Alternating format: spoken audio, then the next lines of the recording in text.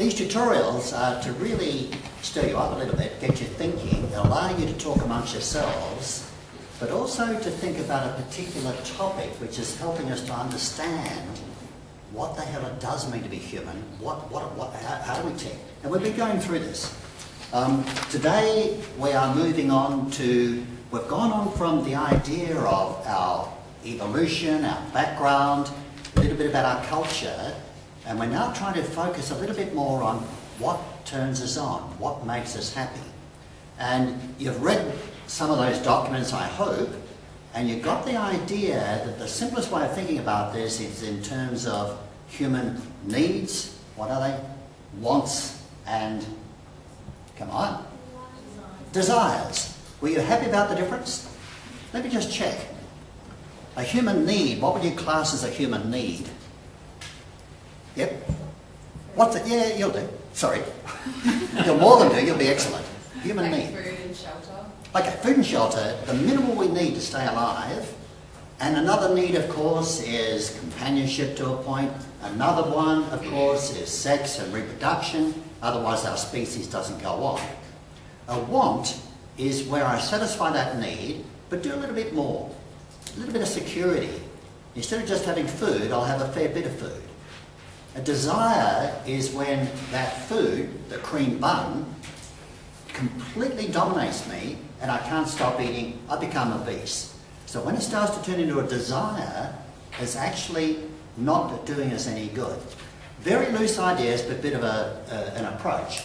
Now, if we think about that, we then moved on to Maslow's hierarchy. You all had a little go at that one. Needs are physiological. We've got to breathe, we've got to eat, we've got to urinate, we've got to sleep. Not a problem. It then goes up. Safety. We need a little bit more security for our bodies, etc. Goes a little bit further up. Oh, gee, we need friendships. That's a higher level need, if you like, or almost a want. Go up a little bit further. Self-esteem, confidence. I could have plenty to eat and everything else, but I've got a lousy self-esteem. I've got a pretty shocking life. At the top of the hierarchy comes in things like morality, creativity, spontaneity, problem solving, self-actualization. Oh yeah, we can all relate to that. What the heck does that mean? I don't know. What I do know is that these are ideas that do help us understand what humans want and desire, but they're kind of theoretical. And so that's why I asked you people to read those things, but then forget them. Think about yourselves. Your best textbook is yourself. You've all come from different places, nationalities, religions, even political persuasions, try that one again. Even politics, you'll have different fundamental beliefs, different experience. Each one of you will see this differently. So, I want you to talk about that a little bit amongst yourselves, but way more important, in this particular tutorial, Julie, could you come up to the foreground here? I'm very lucky, and I think you are very lucky. Julie is a very old, young, and dear friend of our family. We've known each other now for 20 years. Julie is fascinating. I'm going to try and give her CV and describe her, and she'll get upset with me later. But how do I describe anyone? Julie is a good friend, number one. Julie is a grandmother, number two, 14 grandkids. Julie is someone who's been in health issues, in teaching issues. Julie is someone who's done a PhD. Julie is someone who is a Fulbright scholar. That's pretty something, looking at Indigenous health around the world. But Julie, most importantly, is, like all of us, many years of world and life experience. Julie's experience is really quite astounding. So I'm asking Julie, sorry about this, to give you an idea of what it's like to be Julie and her experiences and her concepts of needs, wants and desires. So she's going to talk to you for a while, then she's going to answer questions, and then we'll see how we go. We might break up into groups and get to see needs, wants and desires from a Julie perspective. With that, Julie? I can try. Okay, well, before I start, I'd like to just acknowledge that the land we're standing, sitting and studying on is the Noongar country. I'm actually from South Australia, and my group call themselves Nungas, but I, out of respect, always acknowledge where I'm working and living, and I hope that, and I've seen it a lot more in academic arenas and sort of public forums where people now really do a good job of acknowledging of the country where they're standing, of Aboriginal people being from this country, and it's not about ownership, it's actually about guardianship. So it's about looking after the land because the land will look after you. I'm from South Australia, as I said. I grew up so I did this because I wasn't sure what I was going to do, because I got roped into this with Neville, as I'm sure you all know how persuasive he is. I grew up in Adelaide. I'm the youngest of three. That's my mother, who had depression. She got manic depression, and then she also had a postnatal depression. And that's my dad, the very handsome one in the middle. And that's my big brother. None of those people are alive. They've all died. I'm the youngest, and I'm, sort of an orphan, I suppose. But they all shaped me and influenced me. Although I never had a mother as such, my dad's mother brought me up.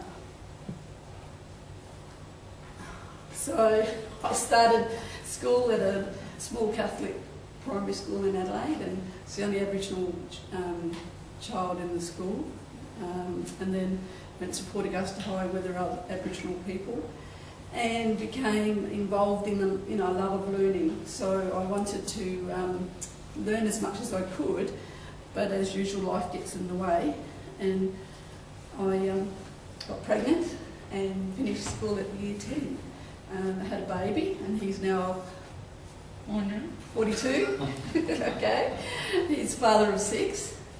But in that, I was determined that I wanted better for him. I'd grown up in a small family, but lots of extended families, and relations coming and going, and lots of poverty, lots of alcohol, lots of fighting, and lots of unemployment, and I wanted better for him.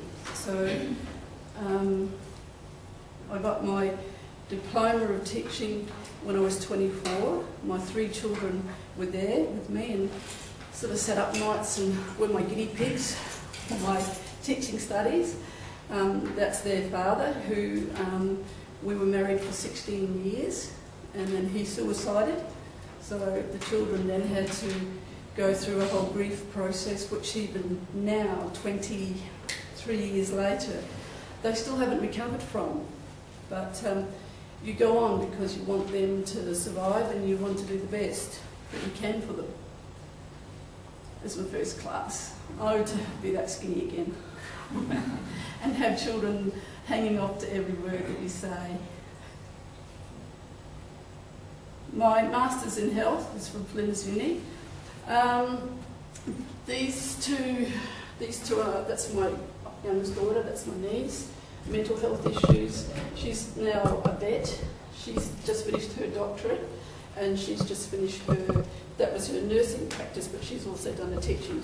So we're all involved as women in a family group and a social group who just want to become better. We want to better ourselves. And I suppose that's that want that you're talking about, you want better. So my brother and sister, they we were very close. Sister died in 2000 from lung cancer, and my brother died 2 years ago from a brain hemorrhage. And neither of them ever asked me for anything except to be with them when they died. So, which was not really a want of mine, but a desire of theirs, I suppose, because they saw me as their sibling, their young sister that they had to look after. And it wasn't as traumatic as you might think, because I'd grown up with funerals, I'd grown up with death, and They just saw it as part of the process that I had to go through as their sibling, to be there and to help organise funerals and look after their families. That's 4 of my 14. Let's see. Death in one ear, stubborn. She's doing a degree in Flinders. She's working on the mines. These two have just turned 18. He's just joined the Navy and he wants to be an AFL footy star. So we'll see what happens. But at the time they're all living in Broome, and their family network was that, you know, they were, even though they were first cousins, my daughter and my son's children, they were brought up by brothers and sisters, and that extended family stuff that we just accept as part of cultural needs. There's my doctorate. The daughter Kelly is a teacher and lives and works as an art teacher and a primary school teacher in South Australia. As I said, this other daughter Shay, she's now a vet, and she does a mobile vet down in the Great Southern, and I'm supposed to go down there next week. I'm not looking forward to that. That's winter down there. It's not much fun. I don't desire to go. That's my home you're talking I about. know. If you could just get rid of the grey, I'd be very happy down there. Coming together at events, so, you know, marriages, and but in between all of this, there's feuding. So there's family conflicts and brothers and sisters, you know, fighting, and as a mother wanting everyone to be happy, desiring that they have a better life and give their children a better life. My son Luke has now just been diagnosed with mental health issues, which have been brought on by drugs and alcohol. Kelly, the oldest daughter, has had kidney problems since she was a girl, so she's waiting to be maybe put on dialysis. And Shay's got 4 kids and is quite stressed, as well as running her own vet business. I've all lived with all of their families for certain, you know, periods of time in certain places, but now I've escaped and I live in Broome by myself, which is really selfish in my cultural aspect, but something that I find at this time in my life I just want to do. I haven't talked about Pete, have I? No. Oh. Okay. There's the second wedding with only 2 more to come after this. This little one now is 9. That's my second husband, Pete. We met in Broome and we're together for 16 years or so, and he's living here in Perth. He's been diagnosed with Parkinson's disease and has had 2 brain stimulation operations. And the kids all call him Granddad, although he's not Granddad to any of them, but that's just part of what we do. We extend our love and our care to those that we either marry or live with, and our families do the same. Just trying to think what else. I can see the twins, twin girls. I don't know, where are they? That's not one of the twins' issues, there and there. And I think they were 5 before I could tell them apart. So, although they lived in, you've got to give me some credit, they did live in Bundaberg, and I lived here in Perth and Western Australia. This is interesting. This is grandchild number 9, Reeve, and she's got blonde hair and blue eyes.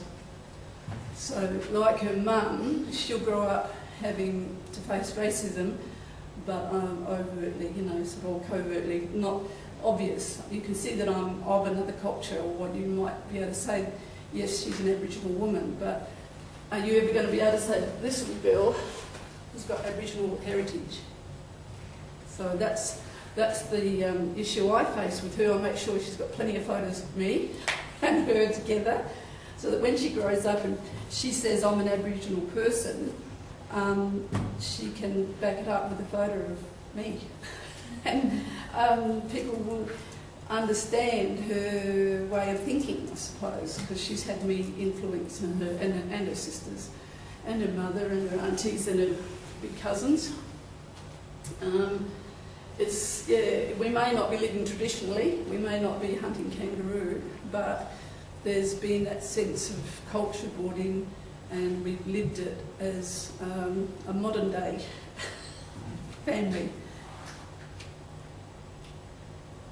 I love travelling. I'm probably nomadic. Okay. It's hard, but back with Pete when he was able to travel. That's on my Fulbright study tour when I went and worked and lived in Native American reservations. It was really funny that the buffalo all turned their back on me and walked away. It's like, I just wanted to show how funny, and that was my first snow, so I was a bit excited then.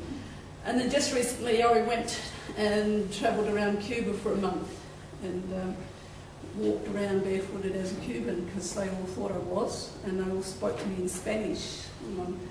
And see, that's about it. Gracias. And so wherever I went, I've got photos of other countries. People approached me and spoke to me in their native language. So I was very honoured that they thought I was one of them, even though I knew that I was from here. And I was also very proud to tell them about the kangaroos in the streets and all those things that you do. Really hard one, this one, because there's no good role models for young fellas anymore. My brother grew up with my dad being absent, and then he had two boys who he never really saw because he travelled and worked away. My son lost his dad when he was 15, and then that young fella, that's one of the grandsons, his father went to jail. So how do we help our men? How do we help our young boys without good role models? And how do mothers who want the best for their boys and want them to have better or to do more than just sit and drink? That's a wedding, so they're not just sitting around drinking. They're actually celebrating. Did you come to that one? That's Shay's wedding. I can't remember. Oh, we saw them down at the park. That's right, yeah. That's right. So yeah, that's a really hard one. That's one that I've been trying to, work out for a long time. I've got two little fellas now who are 2 and 5 that I just want them to grow up without all those other influences, of poverty and unemployment and aggression, I suppose.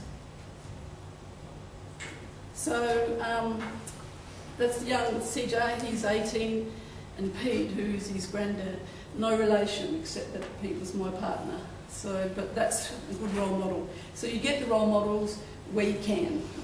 They don't have to be related.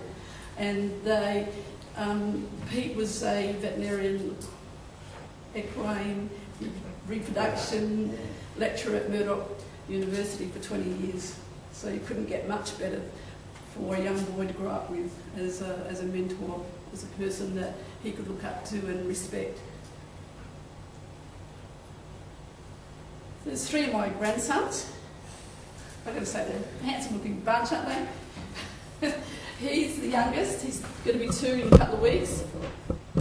He's 5 and I babysat him for 2 days a week for a long time, so now he's like a shadow.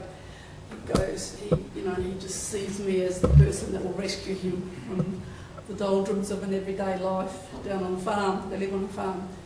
And that's the young fella, JJ, who, is an interesting aside, was about 4 when we realised he was deaf. And nobody picked it up. The doctors had actually put him on medication for ADHD, and he came to my place and started playing with Lego for about 2 hours. And so, as you all know, probably, that child suffering from that can't sit for that long. And when we had him diagnosed, he was profoundly deaf in his left ear and about 70% hearing loss in the right. and he had been lip reading for 4 years. So his vocabulary and his pronunciation were so good that nobody could pick it up. And you can imagine a deaf black boy in the classroom when he started school. So with a hearing aid. He didn't want to wear it, and he's just determined that he's going to hear and be the same as everybody else. His wants was that he wanted to be accepted without a hearing aid. And so you stand in front of him and you talk to him with your lips going, so he'll listen to you, well, he'll see what you're saying. And one of the funny stories we have of him was that he went to sleep and slept on his baddie, slept on his good ear, when they went on holidays in Bali, and they were banging on the door and they couldn't wake him, and then they couldn't get into the door, and I think they thought he'd gone off on a holiday and they went hunting, and everyone was worried, and they came back and he'd just woken up and walked out and everyone was safe. So, you know, with all the issues of just being a young boy in adolescence as well, but just being deaf, to think about what they've had, what a deaf child's got to go through to you know, just be in the classroom and keep up with everyone. There's my son and his family. His partner is from Bundaberg. Her heritage is Vanuatu. Her grandmother came across from Vanuatu as a slave for the sugarcane in Queensland. And they've had, like most Aboriginal families, I think, struggling, lots of interesting family things happening to them. They're all coming through. These young three are down actually in Albany now, and I think they're really suffering with the cold because they've just spent their whole life in Bundaberg in the tropics. Not helping tourism to the great summer. I love the country down there when it's summer. Yes, Kelly's a teacher, and hopefully they'll have a breakthrough in maybe stem cells for her kidneys, so she may not have to go on dialysis. It would be a desire for me that she wouldn't have to go through that. That's her four children, and Shay and her husband and her four.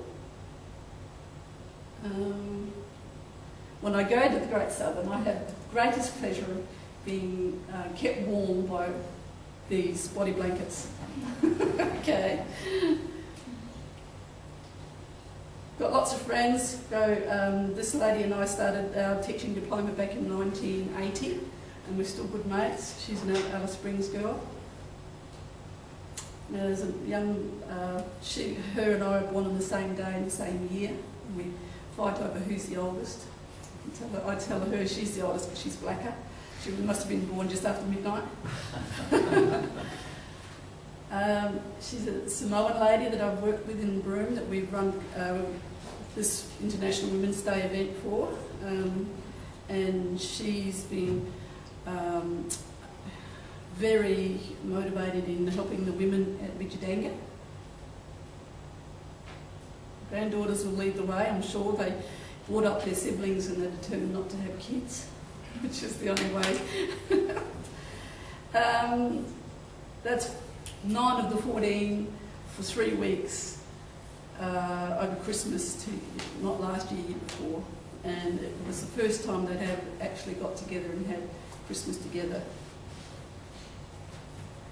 And in loving memory of a brother that died too young. He was just 60, and he was well respected and did a lot of work with the Aboriginal kids and youth in Adelaide. Not sure how it's going to be incorporated into your wants, needs and desires, but if there's any questions, do you want them to go into groups? Julie, can I just say, every time you do something like this, we had a conversation like this until about midnight last night over a few glasses. Every time I hear it, I'm fascinated. Can I just say,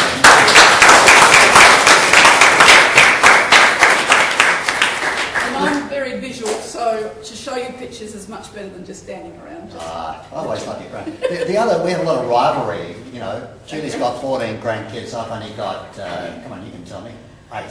8. Yeah. So we'll probably never catch it. I think if you listened, and I'm sure you did, you would have picked up an enormous amount. I mean, buried within that, overtly, covertly, was needs, wants and desires just pouring out. I mean, if I asked you to go away and write 10 pages on what sort of needs, wants and desires does Julie have, I think you could easily do it and embellish it. However, you might need a few more clues, so I might open it up.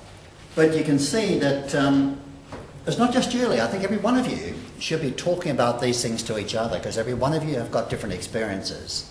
It's just that Julie's experiences are incredibly rich and incredibly important. And I think their needs, wants and values that our community at large is beginning to realise are a lot more important than some of the ones we ostensibly have.